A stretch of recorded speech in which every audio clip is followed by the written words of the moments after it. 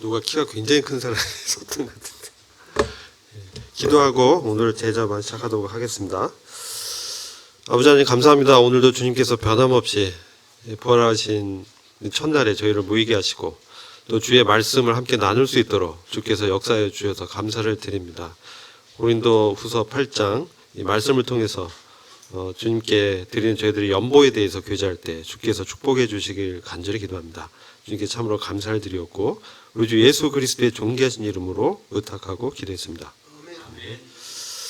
안녕하세요. 네, 오늘은요 저희들이 고린도후서 8장과 9장 그 연보에 관한 주제를 갖고 말씀드리도록 하겠습니다.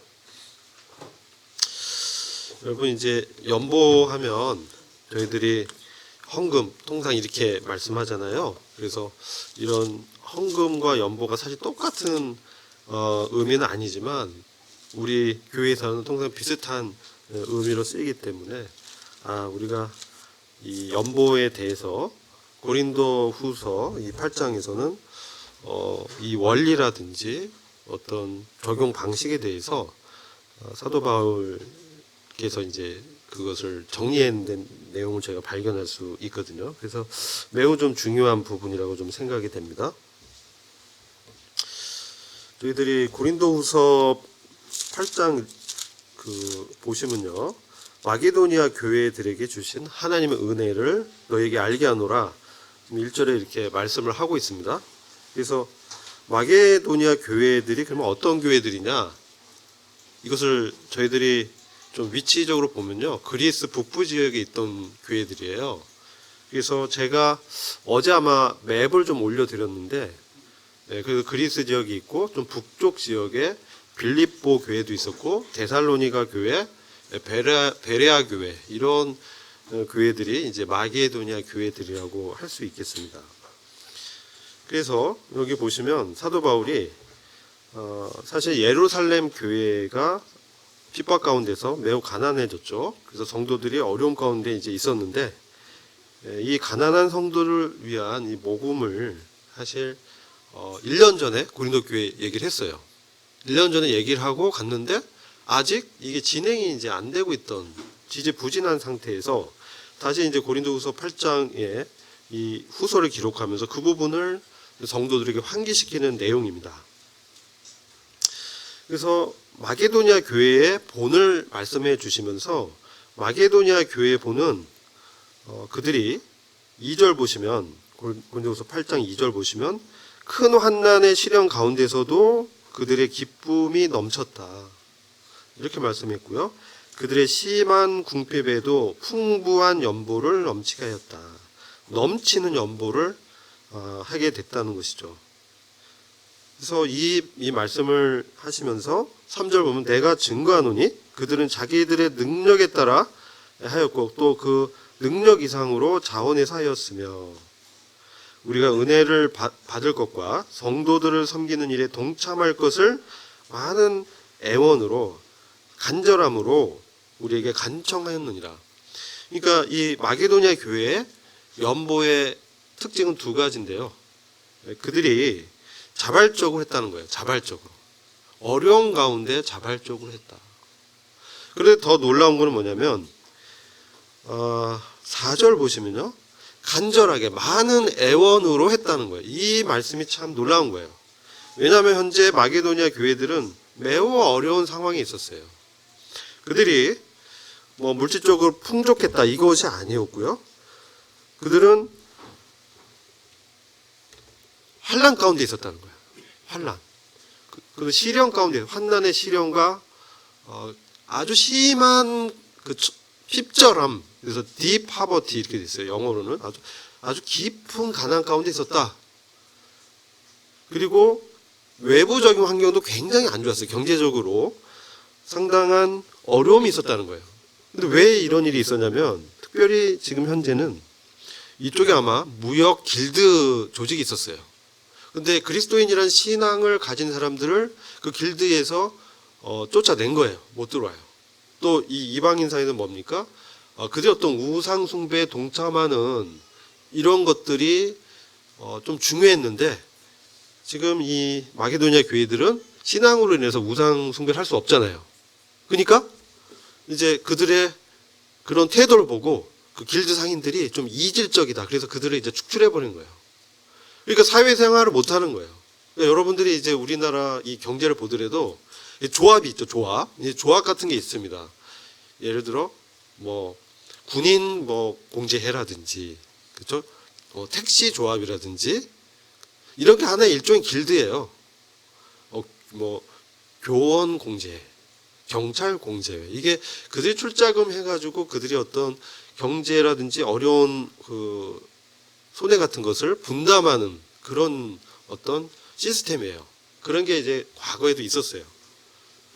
그런데 이 길드에 분명히 이들이 아마 이방인들로서 가입되어 있어서 무역을 하고 경제 행위를 했었는데 지금 신앙 때문에 그들이 출교당한 거예요. 길드에서. 그러니까 경제 행위를 잘 못하죠. 못하게 되고 그래서 핍박도 있고 그런 가운데 환난의 시련, 심한 환난의 시련, 외부에서 그러한 대우를 받는 것이죠. 그리고 가난했어. 근데 사도 바울이 이 지역을 보시면 알겠지만 2차 전도 여행 때 딱 지나갔던 지역들이에요. 교회들이. 그래서 이 교회들이 하면서 예루살렘 교회 어려움도 아마 얘기했었던 것 같아요. 우리가 연보가 필요합니다. 우리 예루살렘 교회가 영적으로 먼저 복음을 우리한테 전달해주는 그런 영적인 유익을 우리한테 나눠줬는데 지금 이제 물질적으로 상당히 궁핍한 가운데 있습니다. 아시죠? 우리가 사도행전 7장, 8장, 9장 쭉 보면 스데반의 핍박 이후에 예루살렘 교회가 와해되어 버립니다. 와해되면서 가정교회 형태로 다 쪼개져요. 지금 중국도 그렇죠. 중국도 간첩법 하면서 지난번 어떤 지역에 그 집회 가운데 공안들이 와가지고 이제 흩어버린 거예요. 폐회시키고. 그래서 그들은 어떤 그 세컨 플랜으로 가는 그런 쪽으로 말씀을 들었습니다. 마찬가지로 예루살렘 교회도 그런 핍박이 왔을 때 다 가정으로 다 숨은 거예요. 교회들이. 그래서 가정에서 모였어요. 근데 어떤 일이 있었냐면 그때 사도 바울이 그 가정을 다 찾아가서 다 색출한 거예요. 예루살렘 교회 가정들을 다 찾아내가지고 들어가서 그리스도인들 끄집어낸 거예요. 그러니까 옛날 우리 일제시대에 보면 그런 게 있었잖아요. 그죠? 밀정이라든지 보면은 독립군들을 이렇게 색출하고 그런 일을 이제 사도 바울이 했다는 거예요. 그리고 그거도 모자라가지고 이제 만주라든지 막 그죠? 독립군 잡으러 이제 간 거예요. 이런 것처럼 사도 바울이 이제 다메섹에 가는 이유도 거기에까지 도망가 있는 그리스도인들을 잡으러 갔던 거예요. 그러니까 아주 악명 높은 사람이었던 게 사도 바울이었어요. 사실 회심 전에는 이제 그런 상황을 이제 사도 바울이 알고 회심 후에 그가 변하면서 이제 사도로서 주님이 세워주시고 이렇게 은혜의 복음을 이제 증거하는 과정에서 이제 마게도냐, 빌립보 지역, 빌립보 교회, 데살로니가, 베레아 교회 성도들 이렇게 우리 서신서 있잖아요. 빌립보서 있고 데살로니가 전후서 있고 거기 보면 또 우리 베레아 성도에 대한 언급이 있죠. 그들이 말씀 들은 거를 날마다 상고했다. 그들은 참으로 존귀한 자다. 노블맨이다. 이렇게 표현하고 있어요. 그러니까 말씀을 우리 삶이 요즘 보면 이제 아침에들 잘 못 나오시는데 우리가 육신의 어떤 이러한 정욕들이 있죠. 예를 들어 좀 더 편하고 싶어. 좀 더 자고 싶어. 가기 싫어. 이런 마음들 육신이 욕구가 올라옵니다.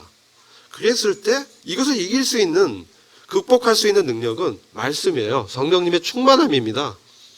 이것을 이미 우리가 구원 받았으니까 괜찮아. 구원 받았어. 예, 그건 다 알죠. 우리 다 구원 받았어요. 그럼 우리의 영광 어디냐? 영광 어디 있겠습니까?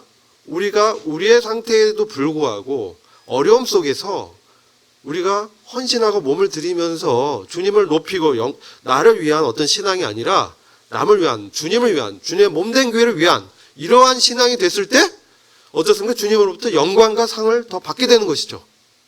그래서 말씀도 보면 연보의 원리도 인색함으로 하지 말아라. 후히 기꺼운 마음으로 즐거운 마음으로 드리라는 것입니다. 하나님은 우리의 중심을 아십니다. 그렇기 때문에 우리가 어떤 마음으로 드리는지를 아는 거예요. 그래서 우리가 얼마를 드린 것보다 물론 그 금액이 중요하지 않다는 것이 아니라 하나님의 관점은 보다 우리가 어떤 마음으로 드리느냐에 달려있다는 거예요. 우리가 주님을 기뻐하고 우리 어려운 가운데서 그걸 초월하는 그 주님의 풍성한 은혜를 경험했을 때 주님의 은혜를 통해서 그리스도의 사랑의 관건을 받아서 그리스도가 우리 위해서 대신 죽으셨고 우리도 모든 사람이 죽은 자다. 그렇게 말씀하잖아요. 그렇죠? 우리가 그리스도와 함께 모든 사람이 죽은 자이기 때문에 이제 우리가 사는 것은 바로 우리를 위하여 대신 죽으신 그분을 위해서, 그분의 몸된 교회를 세우기 위해서 사는 것이죠.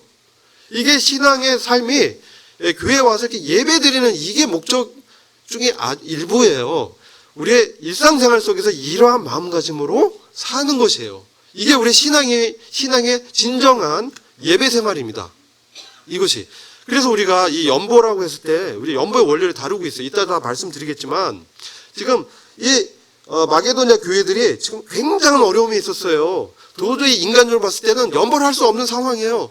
압박받고 너무 힘들고 사회에서 축출당하고 먹고 사는 것도 힘든 이 상황에서 이들이 뭐라고 얘기냐면은 사도 바울 형제님, 저희도 예루살렘 교회 연보하는데 저희도 동참시켜주세요. 저희들도 우리가 이렇게 모금했습니다. 저희들도 정말 형제님이 지금 모금하고 있는데 우리도 여기 얼마라도 좀 할 수 있도록 해주세요. 지금 이런 말씀을 드렸다는 거예요. 자기들의 상황을 초월한 지식을 넘치는 그리스도의 사랑을 그들이 깨달았다는 것이죠. 놀라운 은혜가 그들에게 넘쳤다는 거예요. 그래서 이것은 누가 어떤 좀 연보를 해 이런 그것이 아니라 그들의 마음 가운데 뜨거운 그리스도의 사랑으로 감동받으니까 자기의 환경을 초월한 연보를 한 거예요. 힘에 지나는 연보. 일상적으로 이런 것이죠. 10의 1조, 그 일상적인 헌금, 옛날 구약, 지금 신약엔 그런 거 없지만, 예를 들어, 어떤 스탠다드한 게 없습니다만, 구약 시대에 있었잖아요. 11조. 그럼 10의 하나를 내가 드려왔어. 근데 지금 10에 넘치는 연보는 뭡니까? 10의 2, 10의 3, 10의 5 했다는 거예요. 이게 주님이 보니까 이것은 뭡니까? 이들이 그래서 그들의 이 모본이 기록된 거예요. 그들이 극심한 어려움 가운데서도 넘치는 은혜의 연보를 했다. 은혜를 나눴다는 거예요. 은혜를 나눴다. 은혜를 교제했다. 이게 교제라는 거예요. 이게. 그러니까 말씀 교제도 교제지만 물질을 나눈 것도 교제예요. 그래서 은혜를 나눴다. 그레이스 기빙이라고 표현되어 있습니다. 은혜를 베풀었다. 근데 이것이 진짜 주님이 기뻐하신다는 거죠. 이것을 주님이 과부의 두렵던 보시면서 뭐라고 하셨어요? 주님 그 과부의 마음 알았어요. 그에 가진 모든 걸 드렸어. 모든 거를. 그래서 그 과부는 이름은 잘 모르지만 주님이 주님 아시죠? 아십니다. 우리의 동기를 아십니다. 우리가 카운트하는 거예요. 우리가 얼마를 드리냐 이거보다 어떤 마음으로 드리냐 이걸 아까운데 주님이 깎는 거예요. 그래? 그래 너 삶에 대해서 내가 아깝게 내가 할게. 주님이 그대로 보상하십니다. 우리가 넘치는 주님에 대한 사랑을 드릴 때 정말 내가 더 드리고 싶은데요. 주님 제가 지금 이거밖에 없습니다. 주님 이렇게 드리는 사람은 주님이 그래 너는 100이지만 너는 100이지 150으로 한 것도 인정해 줄게. 이런 마음이라는 거예요. 주님의 마음은. 아시겠죠? 그 마음으로 자원해서 누가 하는 것도 아니라 자원해서 그 마음에 일어난 거예요. 이것은 그들이 얼마나 주님에 대한 사랑을 깊이 느꼈는가. 주님이 죄인을 받아주신 그 사랑을 그들이 느꼈을 때 안 드릴 수가 없는 것이죠. 그랬을 때 지체들이 어려워. 막 간절한 기도 제목 내는데 너무 어려워요. 너무 어려운 상황이 있어요. 들었어. 근데 도와주고 싶은 마음이 막 일어나는 거예요. 주님이 감동을 주실 때. 이거 마음을 활용해서. 그래서 이게 뭐냐면 평균의 원리가 있습니다. 하나님께서 예루살렘 교회가 영적으로 처음에 많은 복음을 여러 지역에 많은 지역에 공급해 주는 역할을 했죠. 영적인 어떤 공급처가 됐어. 근데 지금 예루살렘이 지금 어떤 상황입니까? 물질적으로 궁핍한 상황에 들어갔어요. 이런 상태에서 어때요? 주님은 이것을 고르게 하신 거야. 그러니까 이제는 이방인 교회들이 유대인 교회를 돕는 거죠.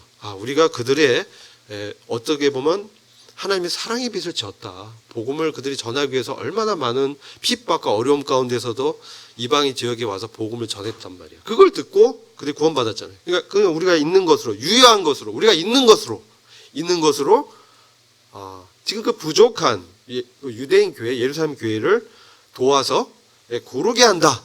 이게 유효한 것으로 보충한다는 것이죠. 이게 영적인 원리입니다. 이게 매우 중요한 원리예요. 그래서 이것이요, 이 원리가 진리고 이것이 증거됨으로 인해서 마게도냐 교회가 그런 것들 알고 자기들이 어렵지만 유대인 교회들이 더 어렵다는 거예요. 지금 사도 바울이 그 이전에 한번 휩쓸러 갔잖아요. 남아있는 사람들은 진짜 어렵게 살고 있었던 거예요. 그러니까 자기들보다 더 어려운 상황을 듣고 그들이 진짜 힘에 넘치는 사랑, 그들의 그 상황을 초월한, 그러니까 자기들의 상황을 보면 도저히 못 드려요. 근데 이 상황보다 그리스도의 사랑이 그것을 이기면서 감동받아가지고 그 유대인들, 우리 성도들에 대한 그 사랑이 일어나니까 어때요? 그래, 내가 먹을 거 좀 덜 먹고 남겼다가 드리는 거예요.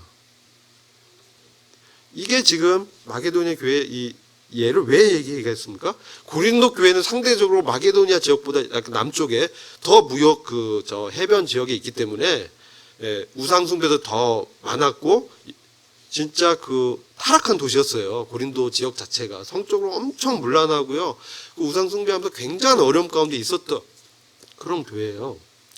근데 이 교회가 주님을 믿게 되면서 물론 그들도 어려움이 있지만 마게도냐 교회보다는 고린도 교회가 훨씬 형편이 좋았어요. 그런데 이들은 이제 1년 전에 사도 바울이 한번 그런 얘기를 했는데 여전히 말만 이제 하고 그래요, 저희가 도울게요, 여기까지 하고 1년 동안 진행이 안 됐던 거예요. 그러니까 이제 사도 바울이 이 얘기를 하는 거예요.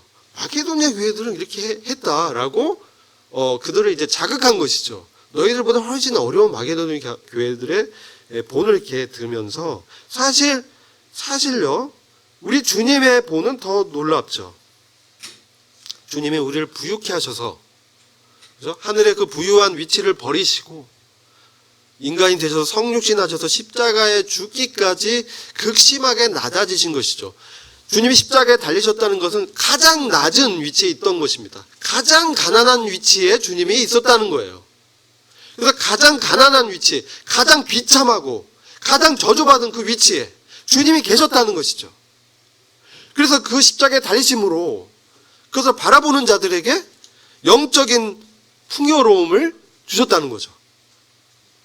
그래서 그것을 바라볼 때 어떻습니까? 나도 주님이 죽으실 때 나도 거기에 함께 달렸지. 나의 어떤 인간적인 세상적 성공, 번영, 내 욕구의 충족, 이 모든 것들이 그리스도와 함께 죽었다는 거예요. 옛사람이. 이것을 우리가 믿음으로 바라봐야 돼요. 그 주님의 사랑을 봤을 때, 그리고 우리가요, 로마서 말씀 보면요, 얼마 전에 이제 청년 사경에서 로마서 말씀 쭉 나누면서 저도 이제 많은 은혜를 다시금 생각하는 시간이 됐는데, 로마서 8장 17절 보면 이렇게 말씀. 자녀이면 상속자 곧 하나님의 상속자요. 우리는 하나님의 상속자입니다. 그리스도와 함께 공동 상속자입니다. 이게 중요합니다. 그리스도께서 죽으셨지만 빌립보서 2장 보면 누구보다 높은 자리에 지금 계십니다. 온 우주를 다스린 통치자의 자리로 승천하셔서 하나님의 권능의 보좌 우편에 자리하셨어요.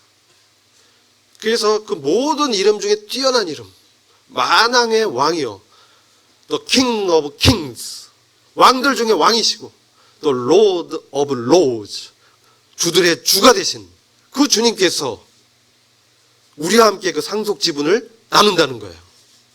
이 상속은요, 우주의 통치권에 대한 우주의 영광을 우리와 같은 자들과 함께 나눈다는 거예요. 근데 그것이 이 땅에서 우리가 이렇게 마게도냐 교회처럼 정말 주님이 우리가 그거 하는 것을 일일이 다 보신다는 거예요. 너 마음을 본다는 거예요. 그래서 마음을 귀히 여기시고 기록해 준다는 거예요. 조그만 행동, 조그만 우리의 관심, 그리고 돌봄 속에, 후원 속에 넘치는 주님의 은혜가 있다는 거죠. 이게 그분과 함께 고난당하면, 마게도냐 교회는 그분과 함께 고난에 동참했죠. 그리스도의 남은 고난에 동참했다는 거예요. 그리스도의 남은 고난, 오늘날 교회가 육체적으로는 고난이 없다 합니다. 그러나 영적으로는 지금 엄청나게 핍절해요. 라오디게아 교회의 영적 상태예요. 그런 그들이 봤을 때 우리는 부유하고 우리는 영적인 뭐 신학, 철학 다 잘 알고요. 교리도 잘 알고요. 지식과 뭐 구병과 이런 게 넘치게 너무나 많이 알았어요. 근데 하나님이 보셨을 때는 극심하게 너희는 가난하다, 헐벗었다, 옷도 안 입고 있다. 그게 라오디게아 교회의 영적 상태였어요. 고린도 교회에도 보면 1장에 보면요, 그들이 참 은사가 넘쳤고요. 그리고 막 그들도 굉장히 이 영적인 부흥이 와가지고 사도 바울이 봤을 때 그리스도 날까지 이런 모든 것들을 하나님이 이렇게 더 축복하실 것이고 그들의 그 영적 은사들에 대해서는 그들이 굉장히 탁월했음을 고린도 교회를 보면 알 수 있어. 그런데 그들의 실천, 의의 실천, 거룩한 실천, 성도의 사랑을 이제 나누는 이 부분에 있어서는 어린아이 미숙한 상태였어요. 그래서 고린도 교회를 지적했었거든요. 그래서 우리가 그분과 함께 고난당하면 나의 있는 것을 나눌 때 이것은 우리가 함께 뭘 받아요? 영광도 받는다. 그래서 고난에 동참하지 않으면 영광을 조금 받는다. 그렇죠? 성도를 함께 더 나누면 더 많이 주님이 그 영광을 주신다는 거예요. 100배. 제가 1억을 헌금했어요. 그럼 뭐예요? 하나님 100억으로 하늘의 창고에, 하늘의 은행 계좌에 우리가 1을 들면서 주님 제가 이거밖에 없습니다. 근데 주님이 100배, 100억 이렇게 기록한다는 거예요. 하나님 그런 능력이 있는 분이에요. 그것을 본다는 거예요. 그래서 이게 여러분 이 원리는 너무나 귀중한 원리를 사도 바울이 다루고 있는 거예요. 내가 생각하는데 이 현 시대의 고난들은 지금 우리의 어려움을 우리가 성도의 고난을 함께 나누고 동참할 때 성도 어려울 때 연보하는 것이죠. 자발적으로 그리스도의 사랑으로 주님이 나한테 제가 살고 제가 직장 갖고 사업하고 공부하고 하는 모든 것은요 하나님의 은혜입니다. 하나님 은혜입니다. 우리가 하나님 은혜 없으면 못 살아요. 아무것도 할 수 없어요. 주님 떠나서 우리가 아무것도 할 수 없는 미약한 존재입니다. 그런데 하나님의 은혜 때문에 우리가 사는 것입니다. 근데 우리는 가끔 이것이 내가 어떤 것을 잘하고 내가 뭐 어떤 걸 해서 하나님이 막 하는 줄 알아요. 그게 아니에요. 하나님의 긍휼하심과 은혜의 풍성하심이 나한테 감동하고 하기 때문에 그것에 반응해서 우리가 따르는 것이에요. 그래서 이 현 시대의 고난은 앞으로 우리 안에 나타날 영광과 좋게 비교할 수 없도다. 하나님이 바울 형제를 통해서 이렇게 우리한테 위로 주신 것이죠. 이런 위로가 저희한테 넘치기를 정말 기도하게 됩니다. 그래서 오늘 이제 저희가 고린도 교회에 지금 사도 바울 형제님의 이 서신 이 8장을 보면 후서 8장 보면 쭉 이제 보겠습니다. 그래서 저희가 이러한 말씀하면서 권면의 말씀을 이제 하시는데 5절이 매우 중요해요. 5절 후서 8장 5절 우리가 이렇게 헌신할 수 있는 건 뭐냐면요. 먼저 자신을 죽게 드리고 이게 매우 중요해요. 주님은 우리를 받으시길 원하는 거예요. 우리가 드려지길 원해요. 우리가 뭐 가진 걸 내어놓고 이거는 후차적인 거예요. 그거보다 더 근본적인 거는 우리가 주님께 드려지는 거예요. 우리 자신이 헌신된 마음. 주님, 제가 주님의 뜻대로 살겠습니다. 지금 원하신 대로 하겠습니다. 이게 더 중요한 거예요. 내 뜻은 다른데 그냥 이렇게 교회 헌금 하고 이거보다 내가 주님께 드려지길 원한다는 거예요. 먼저 자신을 죽게 드리고 하나님의 뜻에 따라 우리에게 은혜를 준 것이라. 우리가 디도에게 권하였던 것은 6절입니다. 그가 전에 시작하였던 바와 같이 이 은혜를 너희 안에서도 완성시키려 하는 것이었느니라. 은혜가 끝마쳐진다. 은혜가 완성되는. 그래서 이것은 몸으로 드리는 헌신까지 나의 물질을 나누는 그런 은혜를 베푸는 데까지 나가야 된다는 것이죠. 머리로만 아니라 그러니까 우리가 말과 혀로만 사랑한다는 것이 아니라 행함과 진실함으로 하라는 것이죠. 지금 그것을 귀히 여긴다는 거예요. 그래서 거기에 영적인 성숙입니다. 우리가 처음에는 그렇게 하고 그 다음에 성숙은 뭐예요? 실제 몸을 들이면서 이렇게 헌신하는 거. 이것을 주님이 귀히 보신다. 그런 사람에게는 더 큰 상, 더 큰 면류관, 더 큰 영광을 주시겠다는 거예요. 이 땅에서 얻는 것보다 훨씬 큰.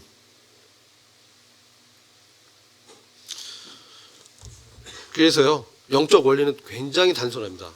우리가 입으로 예수 그리스도 하나님을 주로 시인하고 인정하는 사람은 그리스도 사랑에 감건받아서 우리가 주님을 사랑합니다라고 말을 합니다. 그런데 우리가 그렇게 고백하는데 성도에 대해서 인색하다면 그 말이 진실된 건가? 라는 것이죠. 우리가 주님과 하나님을 사랑하는 사람은요, 그 사랑에 감건받은 사람은 절대로 성도들의 어려움을 넘어갈 수가 없어요. 왜? 우리가 한 몸 된 지체이기 때문에. 그의 슬픔과 아픔이 내 아픔과 슬픔이에요. 주님이 그렇게 보시는 거예요. 그렇기 때문에 우리가 그리스도를 사랑한다고 하는데 성도의 어려움을 그냥 무시해? 내가 그리스도를 사랑하는 게 아니라는 것과 같은 얘기라는 거예요. 이게 중요합니다. 하나님 그 마음을 보시는 거예요. 중심을 아시는 거예요. 바리새인들이요, 얼마나 많은 외적으로는 훌륭하게 보이는 것들 많이 했어. 그렇죠? 헌금도 많이 해. 그들은요 10의 3조까지 했어. 30%에 그들은요. 유대인들은 다 따지면 30%를 헌금했어요. 근데 100에 30, 네.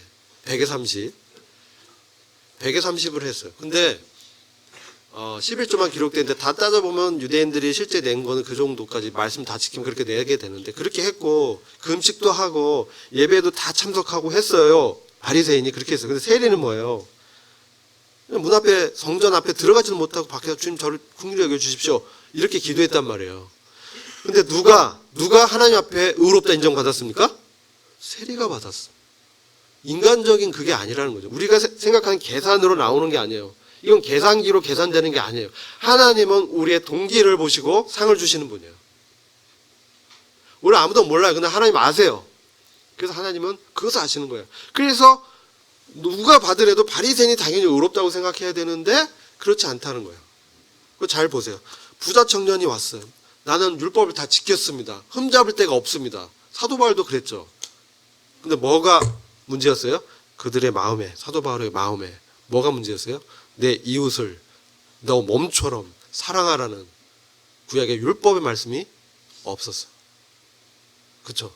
지식이 부족해서 많이 아는 것 같았는데 진짜 핵심적인 걸 몰랐어요. 그래서 사랑, 하나님의 사랑. 그럼 어떻습니까? 하나님을 먼저 사랑하고 이웃을 너 몸처럼 사랑하라. 이게 구약의 율법이에요. 우리가 세계명의를 하지만 그것을 다시 재정립하시면 거죠. 이전엔 내가 내 자원대로 그렇게 하라는 것이었기 때문에 옛계명은 그것을 알았지만 행할 수 없었어요. 그런데 이제 세계명은 뭐냐면 생명의 성령의 법이, 자유의 법이 성령의 충만한 가운데 우리의 진리가 너희를 자유케 하리라. 그럼 언제 어떻게 섬겨요? 주님의 능력으로. 주님께 이제 우리가 주님과 함께 동행하면서 주님의 부담과 주님의 능력으로 주님의 어떤 함께 하심으로 그 일을 하는 것이죠. 그죠? 근데 우리가 그런 마음이 있어야 돼. 마음이 있고 의지를 들여서 나갈 때 주님이 함께 다 같이 가는 거야. 멍에를 같이 매는 거예요.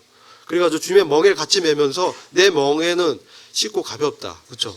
날마다 나를 부인하고 자기 십자가를 지고 나를 따르라. 그렇죠? 그렇게 됐을 때 주님이 그 일을 주님이 함께 멍에를 지고 가시기 때문에 우리가 하나님을 사랑하고 주님 저에게 사랑이 없습니다. 그런데 그리스도의 사랑을 계속 보여주세요. 그렇기 때문에 주님의 사랑을 볼 때 우리가 그리스도의 사랑을 볼 때 그분의 사랑 때문에 나의 죄를 보면 볼수록 정말 좌절하고 희망이 없어 보입니다. 근데 그리스도의 사랑을 볼 때 나를 사랑해서 십자가에 죽으신 그분을 인해서 죽은 자 가운데서 부활하신 다른 이에게 가서 다른 이신 예수 그리스도께 부활하신 예수 그리스도께 나아갈 때 우리의 어떤 율법적인 책임감에서 하는 것이 아니라 그리스도의 그 사랑으로 감권받아서 그 사랑의 능력으로 할 때 우리의 섬김이 더 풍성해지고 우리의 연보가 더 은혜가 넘치게 되고 더 후하고 넘치는 그 은혜 가운데서 드릴 수 있는 성령님의 충만한 감동이 저희들에게 있다는 것입니다. 너무나 행복한 거예요. 섬기는 것이. 그렇게 되면 뭐 채무감과 의무감 하는 게 아니라 내 안에 주님의 어떤 충만한 가운데 하는 거예요. 이게 연보의 원리고 우리 생활의 원리고 신앙의 원리, 근본적인 것을 지금 바울이 연보를 통해서 우리한테 밝혀주는 것입니다. 그래서 9절 보면 너희가 주 예수 그리스도의 은혜를 알거니와 부요하신 분이 너희를 위하여 가난하게 되신 것은 그 가난함 인하여 너희를 부요케 되도록 하심이라. 아멘. 우리가 그리스도와 함께 하늘의 놀라운 영광의 위치에 가는 너무나 영적인 부요함 가운데 위치해 있습니다. 근데요, 그 저희 위치입니다. 우리 상태는 어떻습니까? 알아요, 형제님? 그거 다 알아요, 다. 지식으로. 상태는 그게 안 나타나는 그런 삶을 못 사는 거예요. 그죠? 그래서 로마서 7장에 그 상태를 바울이 비참하다. 다 알고 있는데 하려고 하는데 안 되는 거예요. 이 사망의 몸에서 누가 나를 건져내랴. 그런 고백을 하는 것이죠, 바울이. 그 아는데 안 되는 거예요. 하나님 사랑하고 예수 사랑하는데 내가 먼저 내 자신을 사랑하고요. 막 그렇게 이기적이고요. 교만하고요. 이런 상태에 있다면, 그죠? 이렇게 느끼면 정말 행복한 사람이에요. 그 상태를 내가 볼 수 있다면 정말 행복한 사람이에요. 라오디아 교회는 그 상태를 자기들이 영적으로 얼마나 극심한 그들이 물질적으로 부유했지만 영적으로 얼마나 가난한 상태이고 헐벗은 상태에 있다는 사실을 몰랐어. 근데 우리가 주님 앞에서 우리가 지금 이 시대를 살아가지만 이런 자기의 영적 상태를 정말 하나님의 면도날 같은 검 같은 칼로 한번 보세요. 나 영적 상태가 어떤가?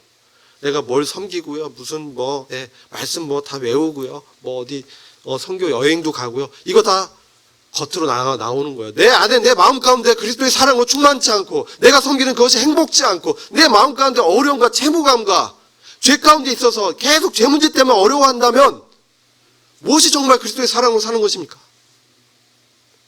이것이 더 중요합니다. 사도 바울이 그렇게 많은 선교 여행과 전도하고 말씀 전하고 했지만 내가 이렇게 말씀을 대언하고 하자면 내가 하나님 앞에서 내가 버림받을까 두려워한다. 버려질까 봐 두려워한다. 구원받지 못할까가 아니에요. 버려질까 봐. 심각하죠. 버려진 건 뭡니까? 이거 죄를 둬도 괜찮아. 무덤덤해져. 그냥 신앙생활이 종교화가 되는 거예요. 버려지는 건. 그게 버려지는 거예요. 상실된 상태. 아무런 감동을 못 느껴. 기쁨이 없어. 팍팍해.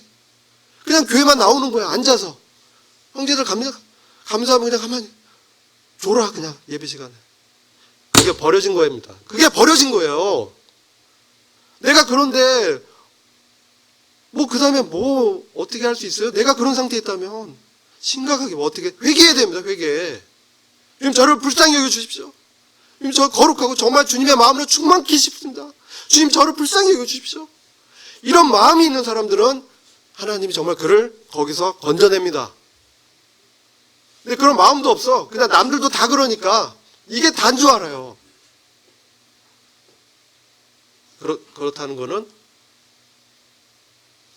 제가 이걸 저를 통해서 깨달았어요. 제가 그랬다는 거예요. 심각하게 문제 있는 거예요. 주님이 저한테 그런 말씀하셨어요. 내가 너를 포기하지 않는다. 난 널 끝까지 사랑한다. 그 말씀 때문에 제가 주님 앞에서 다시 회복될 수 있었어요. 여러분들이 주님의 사랑을 받았다고 하지만 성도의 어려움을 그냥 무시하고 인색하게 아까워 이렇게 연보하고 하나님 다 기록해요. 너 나 아까워했지? 나를 존중히 여기는 자를 내가 존중히 여겨주겠다. 나를 그렇게 아까워 여기는 자는 나도 그에 합당한 아깝게 너희들에게 대해주겠다. 왜 하나님 축복이 나타나지 않습니까? 왜 하나님 풍성한 그런 감동이 없습니까? 우리 자신을 살펴봐야 돼요. 하나님 앞에서.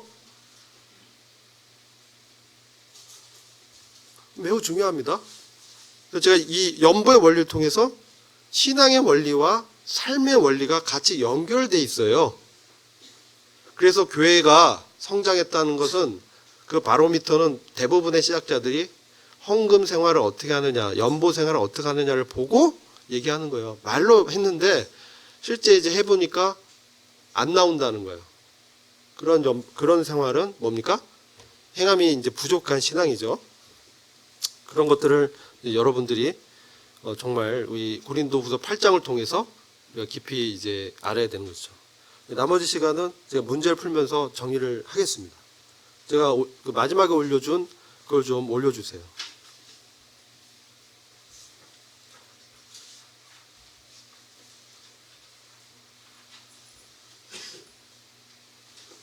이거 보시면서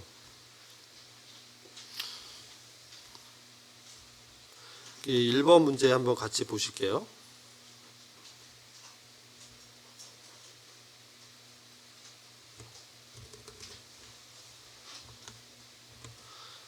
(8장 1의 4절) 통해서 바울이 고린도 교회에 말하고자 하는 말은 무엇인가?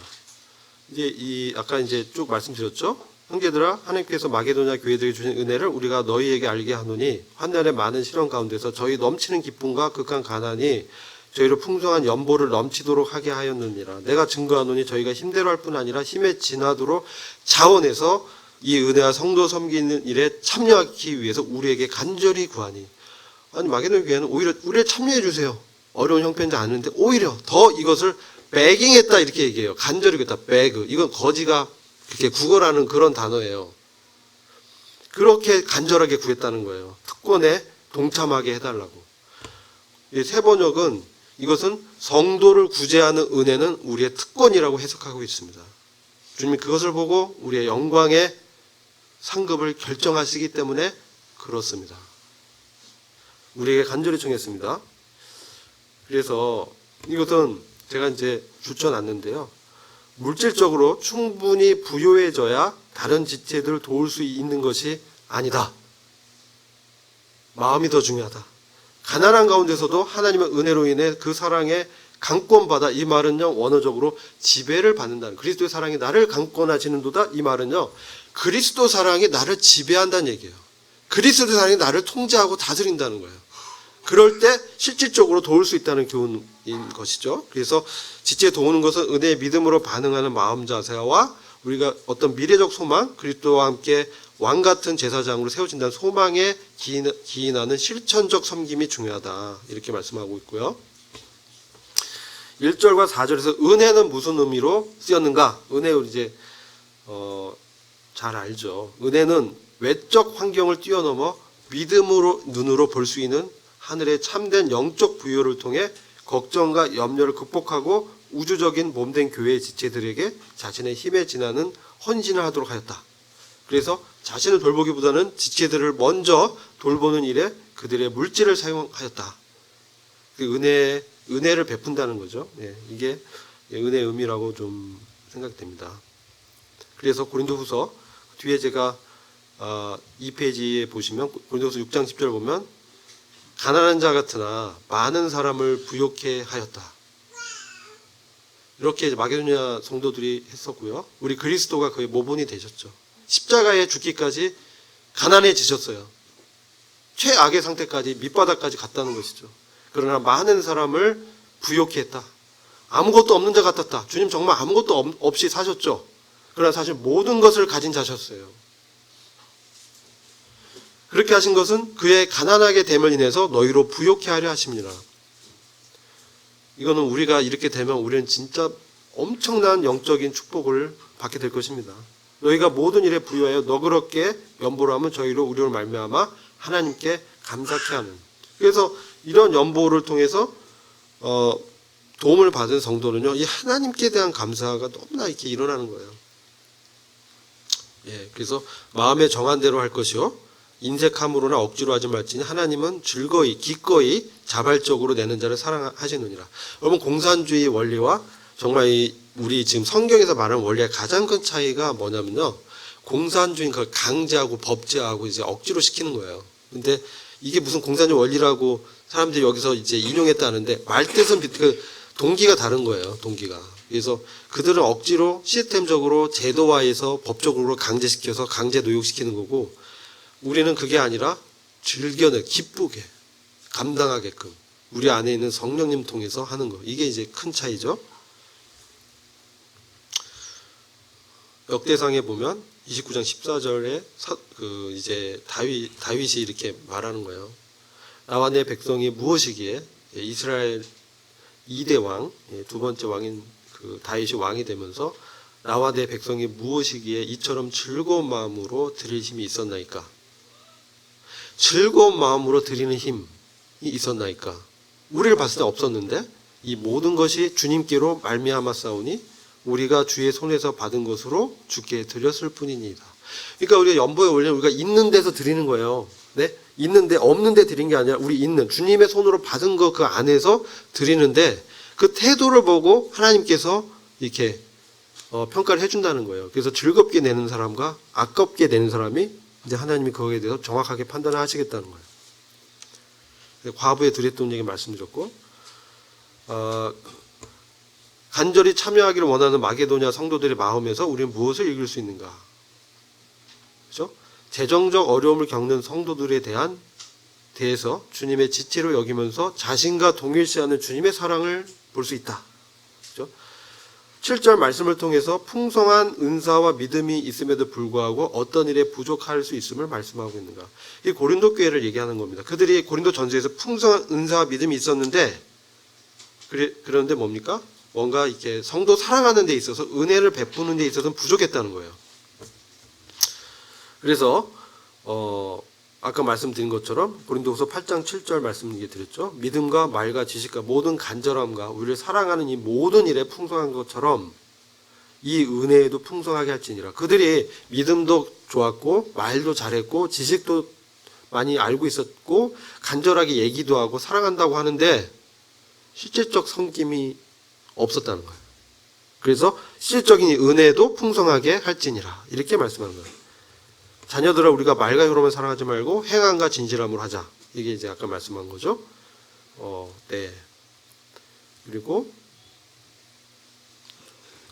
4번 바울은 고린도 교회의 어려움 가운데 있는 성도에 대한 사랑의 진실함을 어떻게 증명할 것을 말하는가. 바울은 연보를 통해서 또 봉사 또 실제적인 행함과 진실함으로 사랑이 진실하다는 것을 확인할 수 있었다. 그래서 마태복음 6장 21절 내 보물이 있는 곳에 내 마음도 있다. 이렇게 말씀하고요. 야고보서 2장 15절에 형제나 자매가 헐벗고 일용할 양식이 없는데 너희 중에 누구든지 그에게 이르되 평안히 가라 덥게 하라 배부르게 하라 하며 그 몸에 쓸 것을 주지 아니하면 무슨 유익이 있겠느냐. 이와 같이 행함이 없는 믿음은 죽은 믿음이다. 자체가 죽었다. 이렇게 야고보 사도가 말씀했습니다. 참 우리가 도전이 되죠. 다른 사람의 간절함은 고린도 교회에게 무엇을 말하고 있는가? 이것은 고린도 교회가 실제적인 사랑의 실천에 대한 것을 느껴서 물질적 어려운 교회를 도와라. 이걸 권면하는 거예요. 네. 자, 이게 이제 아까 중요하다고 말씀드렸는데 8절과 10절 사이에 9절을 삽입한 이유는 무엇인가? 네, 한번 쭉 보면요. 고린도후서 8장 8절 나는 이 말을 명령으로 하는 것이 아닙니다. 다른 사람들의 열성을 말함으로써 이게 마게도니아의 교회의 본을 언급함으로써 여러분의 사랑도 진실하다는 것을 확인하고 싶습니다. 간접적으로 얘기했지만 말로 사랑하는데 그 진실성을 보여달라 이 말임이죠. 여러분은 우리 주 예수 그리스도의 은혜를 알고 있습니다. 그리스도께서 부요하나 여러분을 위해서 가난케 되셨습니다. 십자가에 죽기까지 극심한 가난, 낮아지심에 처했다는 것이죠. 그것은 그의 가난하심으로 낮아지심으로 여러분을 영적으로 부욕해 하시려는 것입니다. 이 일에 한 가지 의견을 말씀드리겠습니다. 사도 바울이 자기 의견을 말씀해 주는 거예요. 이 일은 여러분에게 유익합니다. 이건 우리한테도 유익한 거예요. 여러분 지난해부터 이 일을 실행했었는데 그건 이제 끝마치길 원한다는 거예요. 그래서 이건 동기부여하는 것이죠. 주님의 성육신과 십자가의 고난이야말로 가장 부요한 하나님께서 스스로 가난케 되셔서 우리들을 영적으로 부요케 하신 은혜를 일깨워 주므로 성도 섬기는 연보의 일을 구체하여 열매 맺도록 동기부여를 하기 위함이다. 성도를 돕기 위한 연보의 원리와 방법은 무엇인가? 이게 되게 중요합니다. 6번이 이 전체 문제 하이라이트입니다. 이게 다 요약되어 있어요. 이 성경 말씀 한번 보시고요. 원리는 뭐냐면요. 먼저 하나님의 뜻에 따라 자신을 주께 드려야 돼요. 이게 가장 주님께 내가 드려요. 전 주님의 것입니다. 주님 원하시는 일을 하기 원합니다. 이게 이제 헌신, 자기 부인하는 거예요. 내 뜻대로 하는 게 아니에요. 내가 하고 싶은 일만 하는 게 아니에요. 이 뜻은. 아시겠죠? 하기 싫어도 하는 거예요. 이게 자신을 주께 드렸다는 거예요. 하기 싫은데요. 변소 청소, 화장 하기 싫어요. 근데 남들이 하기 싫어해. 근데 뭐예요? 나를 주님께 드렸다는 거는 하기 싫어도 나를 부인하고 몸된 교회를 섬기기 위해서 하는 것이에요. 이게 자기를 주께 드리는 거예요. 자기 부인하는 거예요. 몸은 피곤하고 어려운데 모임에 나와서 예배에 참여하는 거예요. 이게 자기 부인이에요. 마음에 주님께 주시는 부담에 따라 자신의 재정 수준 내에서 정해서 미리 준비해라. 마지못해서 인색함으로 하는 것이 아니라 즐겁고 기쁜 마음으로 하는 것이다. 인색함으로 하려면 하지 않는 것이 낫다는 거죠. 하나님 다 아신다는 거예요. 우선 연보하는 자신에게도 유익하고 하나님의 일을 성취하는 것이다. 유익을 고루 나누어 유효한 곳에서 부족한 것으로 나눠짐으로 영적인 은사나 물질적 선물도 하나님의 교회 간에 평균토록 하신다. 하나님의 사랑을 받게 된다. 이렇게 하는 사람은 하나님의 사랑을 받게 하는 거예요. 근데 이걸 실행할 때 형제 세 사람을 보냈어요. 디도와 또 다른 두 형제 보냈는데 왜 이렇게 세심하게 배려했냐. 여기 이제 아무도 우리를 회방치 못하게 하고 그러니까 주 앞에서만 아니라 사람 앞에서도 선한 일에 조심하기 위해서 비방받지 않고 이것을 공평하게 했다라는 것을 바울이 성도들에게 확인시켜 주려고 했다는 거예요. 그래서 아무나 이게 세운 게 아니고요. 교회에서 칭찬이 자자한 사람들을 세웠어요. 재정이나 연보 받는 거는 사실 아무나 하면 힘들어요. 저도 재정을 제가 이전 교회 있을 때 6년, 7년을 해봤는데요. 정말 힘들어요. 여러분들 이제 재정 맡고 성빈이 형제님들을 귀히 여겨야 돼요. 존중해야 돼요. 너무 힘든 일이에요. 여러 교회가 우리의 여행 동반자로 뽑아 세운 사람, 주님의 영광을 드러내고 우리의 좋은 뜻을 이루려고 일을 합니다. 아무도 우리를 비난치 못하게 하려고 우리는 조심합니다. 주님 앞에서뿐만 아니라 사람들 앞에서도 좋은 일을 바르게 하려고 합니다. 이런 부분을 보고요. 하나님과 사람 앞에서 은총과 귀중히 여김을 받으리라. 연보는 그런 영적 의미가 있어요. 8번 성도의 헌신은 어떤 결과를 보게 되는가? 이거는 이제 말씀드렸어요. 이제 의의 열매를 더하게 한다. 그렇죠? 그리고 성도의 부족한 것을 보충해서 하나님께 드리는 감사를 넘치겠다. 이렇게 되어 있는데 이 원리가 이제 보면 제가 이제 6절부터 14절을 이제 정리해서 이거 참조하시면 돼요. 예. 읽어보시고 다 말씀드린 겁니다. 9번 이과에서 얻는 교훈은 무엇인가? 제가 이제 그냥 정리해서 한 거는 교회 간의 상호 은혜를 나눔으로 교회 덕을 세우고 하나님께 영광 돌림으로 영적 성숙을 이루게 된다. 이게 이제 제가 얻은 교훈이고 나머지 것들 한번 읽어보시면 되겠습니다. 말씀이 제가 가끔 말씀하다가 흥분하는데 양해해 주시고요. 가끔 제가 그럴 때가 있습니다. 기도해 주세요. 기도하고 마치겠습니다. 아버지 하나님 감사합니다. 주님께서 저희들에게 풍성한 은혜를 베푸셔서 십자가 나자시까지 자신을 비우셨습니다. 저희도 주님의 본을 통해서 주님을 참 따르기 원합니다. 주님 저희들을 영적으로 은혜로 성령으로 충만케 하여 주옵소서. 이 시간 주님께 부탁드렸고 예수 그리스도의 존귀하신 이름으로 감사하며 기도했습니다. 아멘.